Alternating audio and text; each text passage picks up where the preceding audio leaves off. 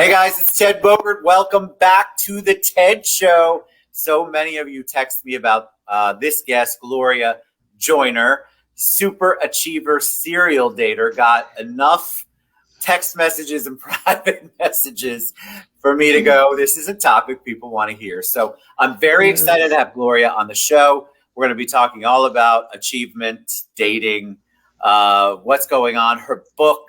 She's got great insight and, believe it or not, great lighting. You look great, Gloria. Welcome. Thank you. To the show.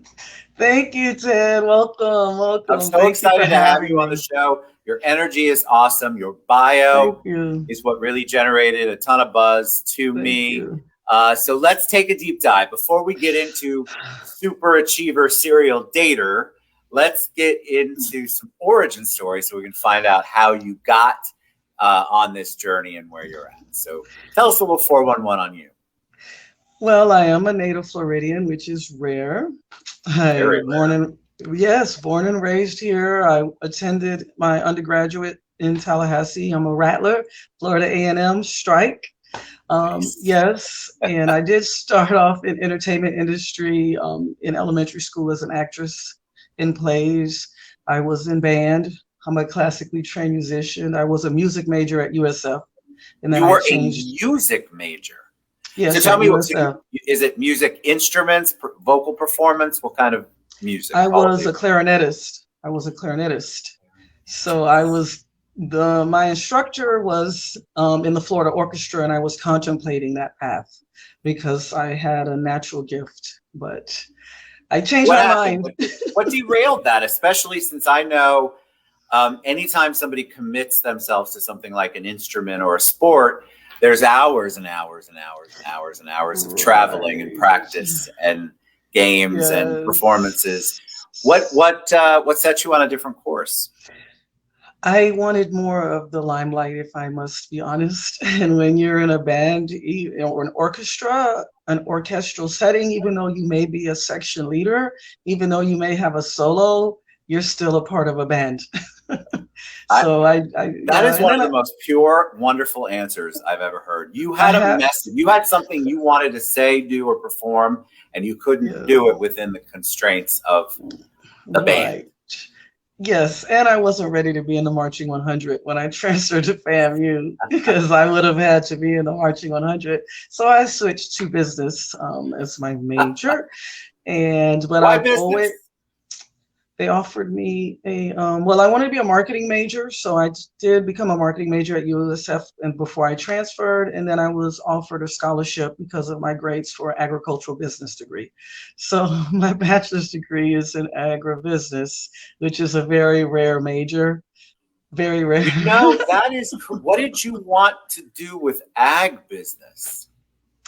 Honestly, I wanted to be the woman who rivals Steven Spielberg, Jay-Z, Russell Simmons. So it didn't matter that there was the ag in front of it. I just had to take a botany class and an agricultural co-op class. So I've always been in musical bands as well, singing backup, singing lead. And of course, I've done some extra work in film. I do have a talent agent, Azure Talent, here in Orlando. So I am represented by a talent agent. I've been doing a lot of entertainment, but because I don't get paid enough to do it full time, I actually have an M.B.A. Oh my God, we are really talking about the super achiever now. I've lost count on how many things you've done and mastered. And I have my music on Reverb Nation. My stage name is Red G. So I used to perform and promote my shows locally. I used to produce and direct my own shows. I've taken a sabbatical and focused more on the writing side of it to express the things inside of me. Because sometimes a song is a short 3 minutes. It's not enough paper. There's not enough wax to express everything you're feeling. This isn't the 70s when you can have a 12-minute song anymore. You can't do that anymore. No, so I said, why not the book? All right, so we have to talk about the book. Okay, so you've covered 700 careers and directions since then, hence super achiever. I think a lot of us do dabble in things, but we don't consider ourselves super achiever. Sometimes we get labeled as not focused. And I think that that's a wrong label to put on people, because you can be a super achiever, a serial entrepreneur, not serial dater. We'll talk about that in a minute. And you can have your hands in a million different things. That doesn't mean that you're not successful. No, it doesn't. I hate the saying, the master of none, the jack of all trades. Me too. A lot of people, I consider myself a Renaissance woman. A lot of people in entertainment come in under one talent. For example, Jamie Foxx came in as a comedian, Right. but he really wanted to sing. Queen Latifah came in as a rapper, and then she became an actress. So in entertainment, it's accepted. That's Yes. how you become an EGOT, because you have multiple talents. But in the regular world, outside of the entertainment industry, it's sometimes frowned upon if you don't have a 30-year career in one field or one area, especially if you're interviewing positions. Sometimes, unfortunately, recruiters don't understand why you move around a lot. They think that that bodes negatively on you, when it's actually because you're so talented and you're so gifted that sometimes you're too big for where you are. And so you try to find where you quite fit, and you really don't fit a lot of places. I love that. I love that little tidbit, because I think a lot of people do. If I see someone who's jumped from place to place, job to job, I think the initial gut reaction is, oh God, that person can't hold a job down, or they're a problem where they're at. And I find that to not be the case very often. It's more about what you said. You outgrow it, and then they don't know how to grow with you. And you realize that your voice and what your passions are and what your purpose is not to be there. Especially when you're an artist. And then unfortunately, we are in the deep South, and I am a Black woman who has a natural hairstyle. So a lot of times I don't fit in corporate environments a lot of times, because I am my authentic self. I do not change my voice or my personality to make my white counterparts feel comfortable. I still maintain who I am. And a lot of times they don't want to conform and understand that, hey, America's a diverse place, and it makes the work environment more exciting when we don't just have vanilla, but we have chocolate, caramel, butterscotch, we have red hots. That's what makes it more exciting. But some people are so uncomfortable with diversity. So it does make it difficult as a Black woman in the South. If I lived in Detroit, New York, LA, I'd be making $250, $350 a year with my credentials and my background. But I choose to stay here because that's where the beaches are. That's where the beaches are. No, I'm glad you brought that up, because I think people, diversity is a buzzword that is thrown around a lot right now. And I think a lot of people throw it around and they don't understand it, or they don't see a face with it. But the way you described it is absolutely, first of all, crazy to me that you're still dealing with that. And we still have to refer to things as the deep South.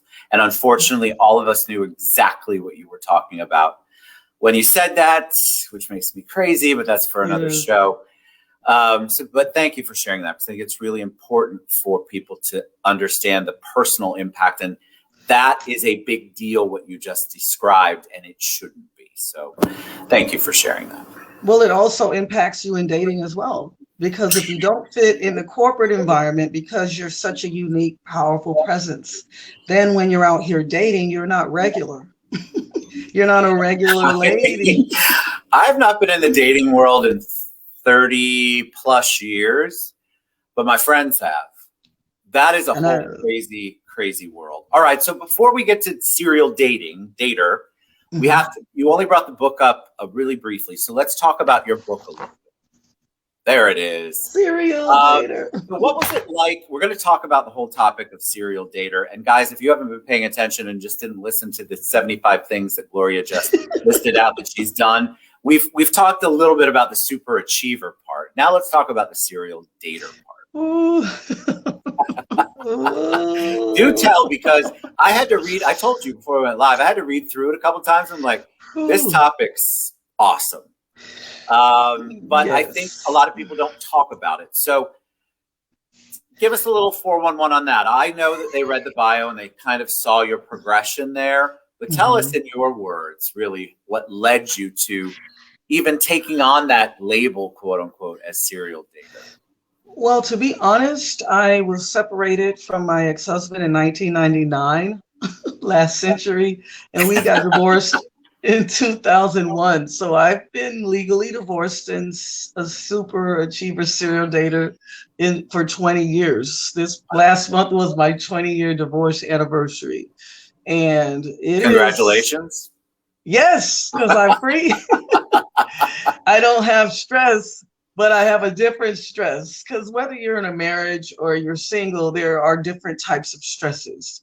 The reason you become, in my opinion, a woman like myself and my peers and my counterparts and a lot of the listeners, the reason we become single is because as we are out here dating, we're still improving ourselves. Yes. We don't stay stagnant. You know, I graduated with my bachelor's degree in 96, so I didn't stay stagnant and say, okay, that's it for me. So I kept getting certifications, licenses, you know, degrees, learning experiences, and then you're meeting people and you're interacting with a lot of men who are looking at you like, what are you trying to prove?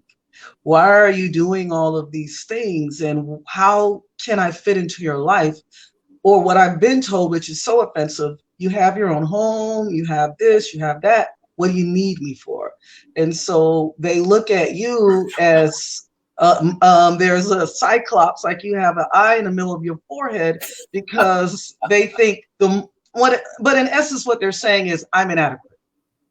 I know Yes. I'm inadequate to even be talking to you, but I want to be in your life. And so you become a serial dater because most of them in your meeting aren't emotionally available, nor are they emotionally or intellectually equipped to deal with a woman of my pedigree or my caliber, but they'll waste my time and take a lot of my time. And I know that they're not there, but I want to give them an opportunity because I feel like just because you've been called up for the audition and you're scared, it doesn't mean you can't get the part. If you give your whole all in the audition, you might win the role. But what winds up happening is because some of us super achievers happen to also be super attractive, that means you have more opportunities. And so So, you have more men coming onto you. And if you're dealing with a lot of men who aren't secure with themselves, they kind of put the blame and the onus on you. Why are you wearing this? Why do you have makeup on? Why are you talking to them? Why are you friendly?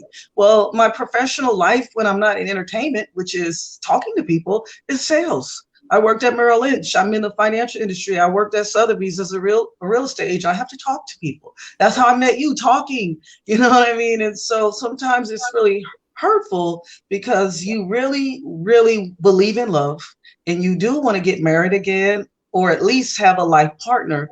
But a lot of these guys out here, a lot of these men that are my age, they are married like yourself. They are right. married, they are coupled up. And if they're not, they've been married 20 years or 15 years and they don't want any part of that. And they use between someone that's in their 20s that isn't going to challenge them to be their best selves. So women like myself wind up kind of in this, you know, purgatory of I'm too good for horrible dudes, but I'm not good enough for the billionaires or millionaires. Like, I don't know. It's like, Well, you know, let what me ask you happens? because I think that is such an insight. We talk, and you know, I'm a guy, so I can say it. Dudes are dumb sometimes. We are just don't think things through. A lot of us, a lot of my friends, you know, a lot of people, men, were stunted around growth around like the teenage years, and so we haven't matured. And there's all of that, and there's no excuse for it. It's the reality, which is what you're talking about. And guys are intimidated. We still have a culture where a woman who's more successful, the perception is a woman who's more successful than a man. The man puts it on himself and feels inadequate, like you talked about. And so it's a very big, giant bunch of hurdles you would have to overcome to find a guy who is secure enough, successful enough in his mind, and willing to accept you as you are and not try to change you. And that is the key because when I've dated millionaires and very successful, accomplished men, they are very arrogant and Assholes, because they feel like I'm accomplished. They're the Donald Trumps. They're the guys who feel like I've made it. Donald Trump didn't marry a genius. He married a trophy because he felt like, a lot of those guys feel like I already have what I need, I already have what I want. I don't want a woman out here outshining me. I don't want a woman out here competing with, attention. So I just want you to be in the background while I'm in the foreground. Arm candy. Right. And I've been that, and I don't like that. I don't like being that. So I had to say it, like professional athletes, professional entertainers, they're the hardest men to date from my experience because they're so cocky, because they have made it. And they want arm candy, even though they don't realize that if they wind up on life support, she's going to tell the doctor the wrong thing and pull the plug because she's not intelligent enough to save their life in a crisis. Or they have dumb kids who can't read at the age of 4, and they don't realize that, hey, it's not just about that she's a size 8 and she's 20 and she has perky breasts, but it's about someone when the lights are out at night that we're compatible and we have a good time and a life mate. Because you've been married a long time, that that's what really matters, not whether or not your wife has perky breasts. That's a plus. Correct.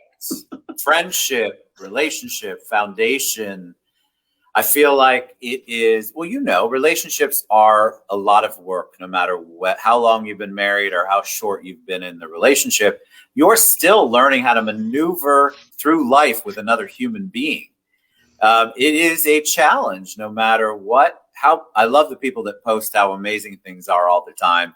And I'm like, you're lying. It's not like that every day. Stacey wants to kill me 24/7. I'm pretty sure. Yeah, I mean, marriage is the hardest thing.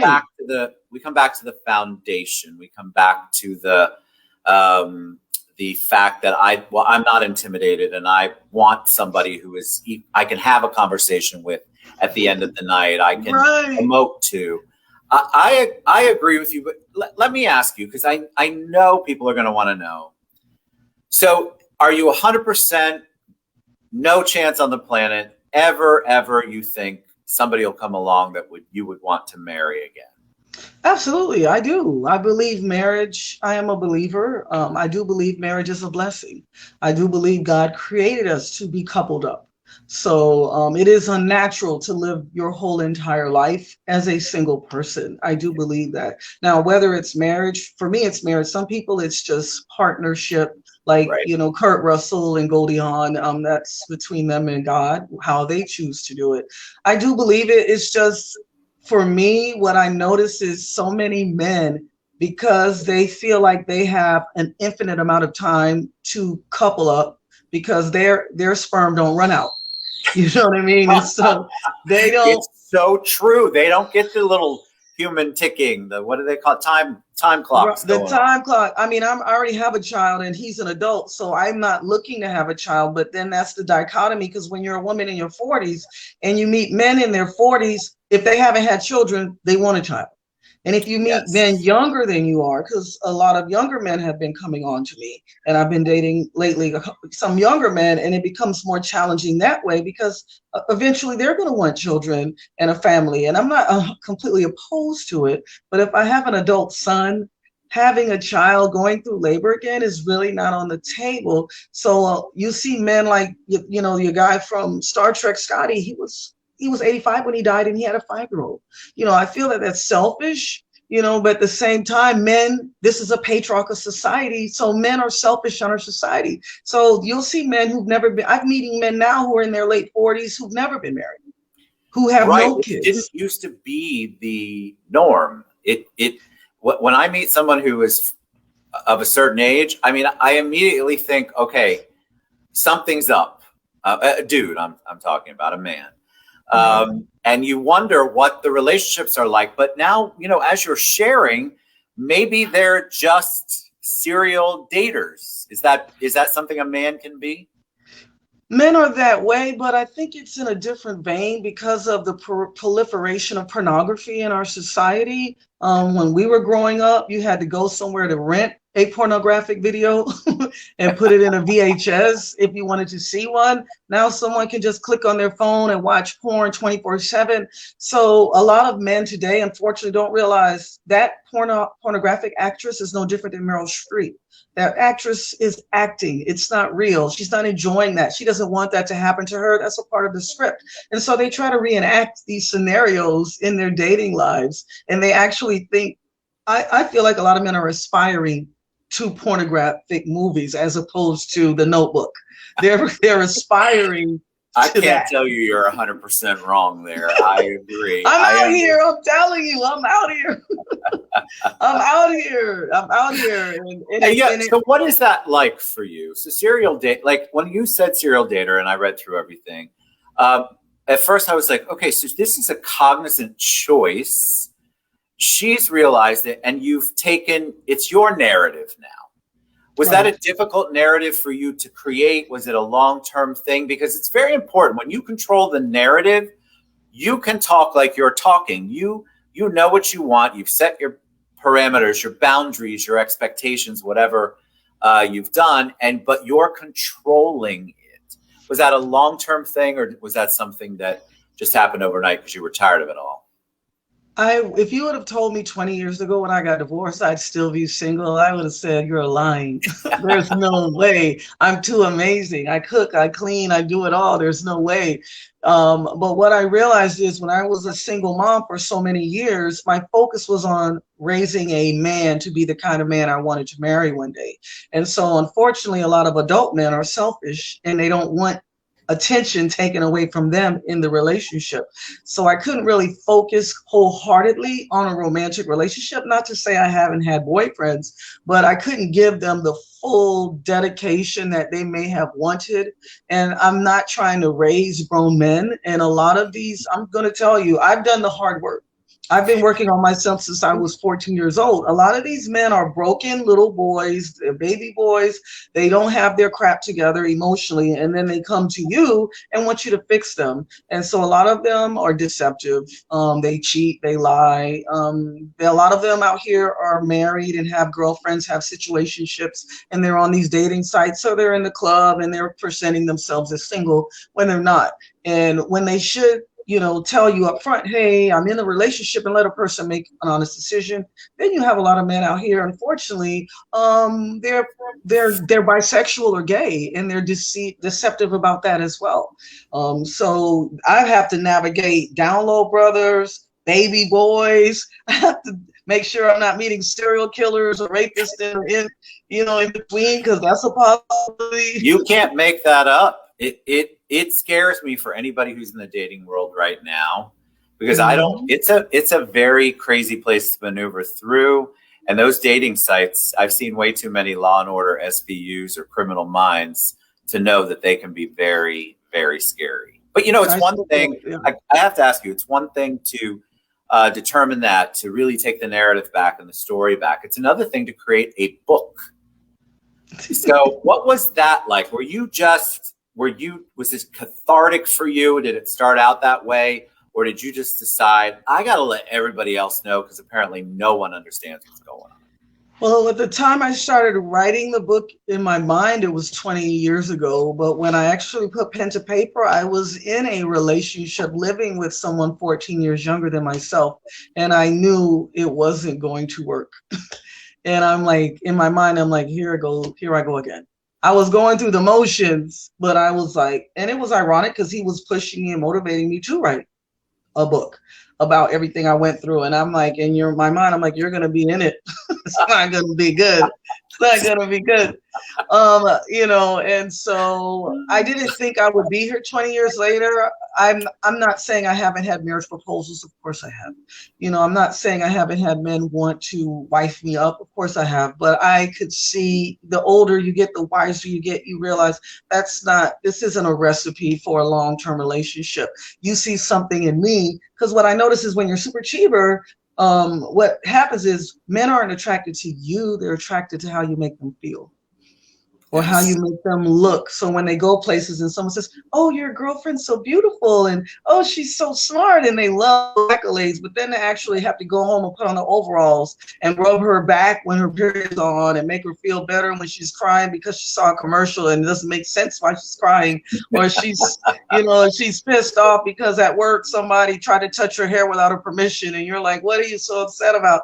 So the hard work actually comes when you're in a day-to-day relationship. And I've actually had men say things to me like, "You actually cry?"